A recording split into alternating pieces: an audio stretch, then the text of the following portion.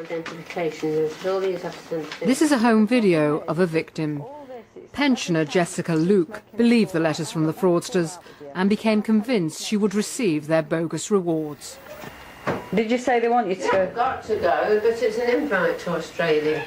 Behind the camera is her daughter, Marilyn. And do you think you've won on this one? I know I've won it. How sure are you? I'm 100% sure with that. Jessica died just over 3 years ago. She was 83. Everyone is asking for money. After her death, her family found 30,000 scam letters at her home in Derby.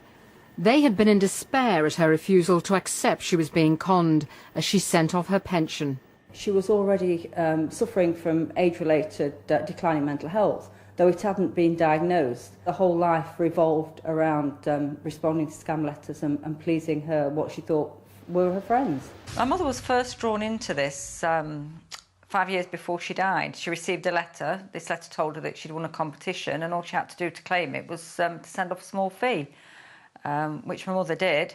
And as a result of this, her name got put on what's called a suckers list. This list got sold to other criminals all over the world, and basically she got bombarded with scam mail.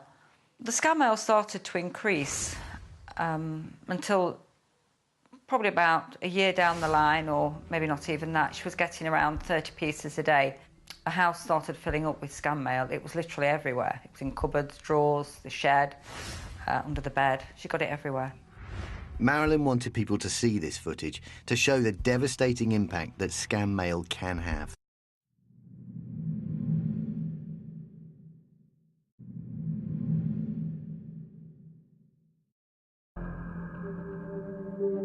The warden found her.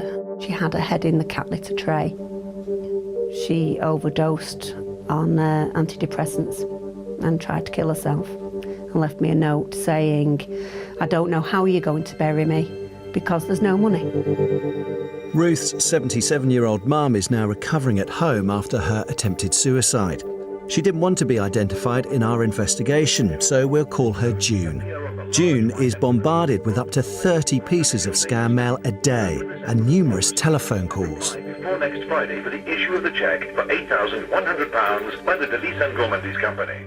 Well, she sold everything, and I think it must be in the region of £500,000. In Yorkshire, disabled John Chappell cares for his 88-year-old blind mother. They've been inundated with prize promise letters. It says in the letter quite categorically that if you have the allocation number which they have sent you, then you have irrefutably won that prize. John is a retired West Yorkshire policeman, but he still sent off dangerous personal details to confirm his win. They insist on some form of identification. So there we have a copy of the passport which has been sent to them. Also, they require a photograph of you to be used on their publication when you've won it and everything. It's a bit like if you're a drug addict. They feed you with so much that you've won it, and there's only one more step. So you do that one more step, then you do it again.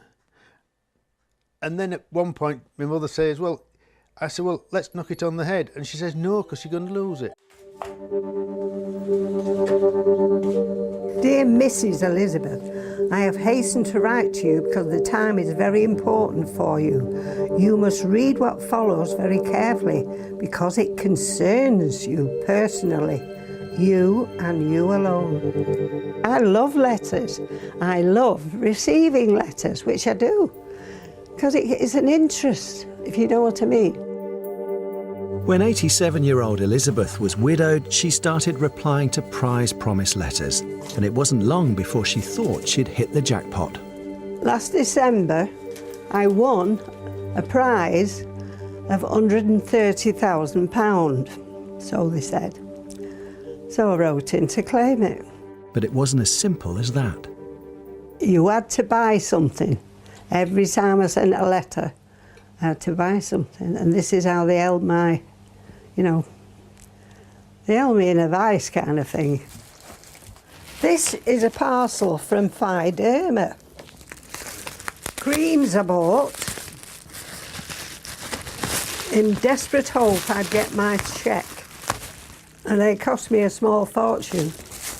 Elizabeth has spent most of her pension trying to claim her £130,000 prize, which she still believes she's going to get.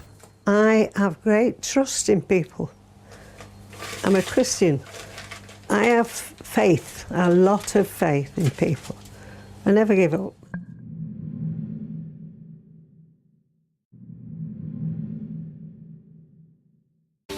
Meanwhile, Elizabeth is still clinging on to the hope that her £130,000 prize is on its way. Well, that's mine. That's my letter. A few months ago, Elizabeth wrote to the company who had promised her cheque. Dear Sir, my profuse thanks for my prize. At last, I am getting my prize. But Elizabeth is about to have her dreams of a windfall crushed. Her unread letter was rescued from a bin by a whistleblower at a Hampshire firm. The business acted as a middleman between foreign companies falsely promising prizes and their victims. Since our last investigation, Emery has stopped working for at least one such company. But it's come too late for Elizabeth. The reality of what she's been sucked into is just sinking in. I could cry. I could cry. The beginning of this year, MPs met to debate the issue. It is absolutely my belief that government takes this matter seriously. What we're talking about here are very cleverly customised scams very often. Once scam mail has entered the UK postal system, Royal Mail have a legal obligation to deliver it. Once a scam comes to light, the victim, or in many cases the victim's family, experience a large range of emotions: anger, shame, upset, and in some cases where the loss has been so big, suicidal thoughts, and indeed, as we heard on today's television this morning, 5 suicides last year alone.